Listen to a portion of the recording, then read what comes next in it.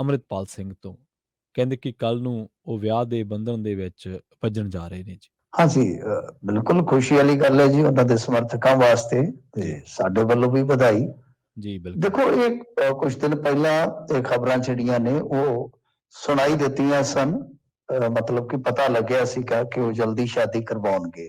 ਫਿਰ ਇੱਕ ਇੰਟਰਵਿਊ ਦੇ ਵਿੱਚ ਗ੍ਰਸਤੀ ਬਾਰੇ ਉਹਨਾਂ ਨੇ ਜਿਸ ਤਰ੍ਹਾਂ ਵਿਚਾਰ ਪ੍ਰਗਟਾਏ ਤੇ ਉਹ ਤੋਂ ਪਤਾ ਲੱਗਿਆ ਸੀਗਾ ਕਿ ਇਹ ਬਹੁਤ ਜਲਦੀ ਆਪਣਾ ਘਰ ਜਿਹੜਾ ਉਹ ਵਸਾ ਸਕਦੇ ਨੇ।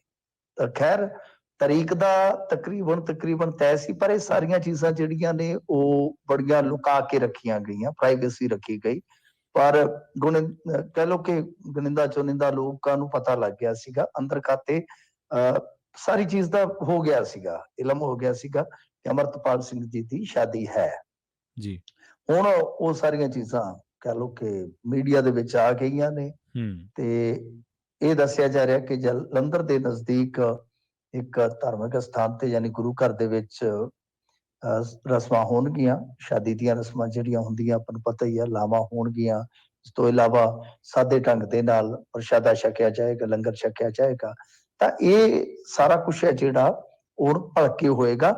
ਹਾਲੇ ਵੀ ਜਿਸ ਗੁਰੂ ਘਰ ਬਾਬਤ ਚਰਚਾ ਹੈ ਉਹਦੇ ਵਿੱਚ ਵੀ ਜਿਹੜੇ ਮਤਲਬ ਕਿ ਆਪਾਂ ਕਹਿ ਸਕਦੇ ਹਾਂ ਪ੍ਰਬੰਧਕ ਨੇ ਉਹ ਖੁੱਲ ਕੇ ਗੱਲ ਨਹੀਂ ਕਹਿ ਰਹੇ, ਮਤਲਬ ਕਿ ਇੰਨੀ ਗੁਪਤ ਰੱਖੀ ਜਾ ਰਹੀ ਹੈ। ਤੁਸੀਂ ਦੇਖੋ ਨਾ ਸਾਰੀ ਜਿਹੜੀ ਜੀ। ਸਮੁੱਚੀ ਵਿਆਹ ਦੀ ਗਤੀਵਿਧੀ ਆ, ਜੋ ਵੀ ਸਰਗਰਮੀ ਆ, ਬਹੁਤ ਗੁਪਤ ਤੇ ਸਾਦੇ ਢੰਗ ਨਾਲ ਦੱਸਿਆ ਜਾ ਰਿਹਾ ਕਿ ਸ਼ਗਨ ਵੀ ਜਿਹੜਾ ਬੀਤੇ ਦਿਨੀ ਪਿਆ ਉਹ ਵੀ ਬਹੁਤ ਗੁਪਤ ਰੱਖਿਆ ਗਿਆ। ਪਰ ਤੁਹਾਨੂੰ ਪਤਾ ਹੀ ਹੈ ਕਿ ਗੱਲ ਤੇ ਬਾਹਰ ਆ ਜਾਂਦੀ ਆ, ਚਾਹੇ ਉਹ ਕਿਸੇ ਐਕਟਰ ਦੀ ਸ਼ਾਦੀ ਹੋਵੇ, ਕਿਸੇ ਵੀ ਚਰਚਿਤ ਚਿਹਰੇ ਦੀ ਸ਼ਾਦੀ ਹੋਵੇ। ਤਾਂ ਅੱਜ ਮੀਡੀਆ ਦੇ ਵਿੱਚ ਇਹ ਖਬਰਾਂ ਜਿਹੜੀਆਂ ਨੇ ਉਹ ਆ ਗਈਆਂ ਤਕਰੀਬਨ।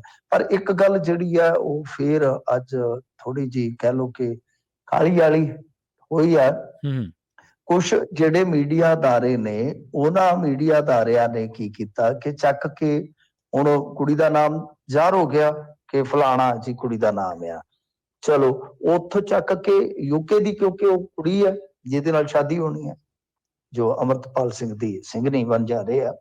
ਤਾਂ ਕਹਿ ਲਓ ਕਿ ਉਸ ਤੋਂ ਬਾਅਦ ਇਹਨਾਂ ਨੇ ਕੁਛ ਜਿਹੜੇ ਮੀਡੀਆ ਅਦਾਰੇ ਆ ਚੱਕ ਕੇ ਮਤਲਬ ਕਿ ਸਰਚ ਮਾਰੀ ਹੋਣੀ ਨੇ, ਜੋ ਹੁੰਦਾ ਹੀ ਅੱਜ ਕੱਲ੍ਹ ਸੋਸ਼ਲ ਮੀਡੀਆ ਦੇ ਅਕਾਊਂਟ ਵਗੈਰਾ।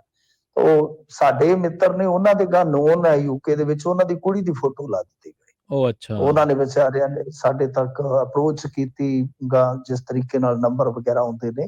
ਤਾਂ ਮਤਲਬ ਕਿ ਇੰਨੀ ਕਾਹਲੀ ਕੀਤੀ ਜਾਂਦੀ ਹੈ ਕਿ ਤੁਸੀਂ ਕਿਸੇ ਵੀ ਪੱਖ ਤੋਂ ਕੋਈ ਚੀਜ਼ ਜਿਹੜੀ ਹੈ ਉਹ ਇਹ ਨਹੀਂ ਦੇਖਦੇ ਕਿ ਕਿਹਦੀ ਹੈ, ਕਿਹਦੀ ਸ਼ਕਲ ਸੂਰਤ ਆ, ਕਿਹੜਾ ਨਾਮ ਆ।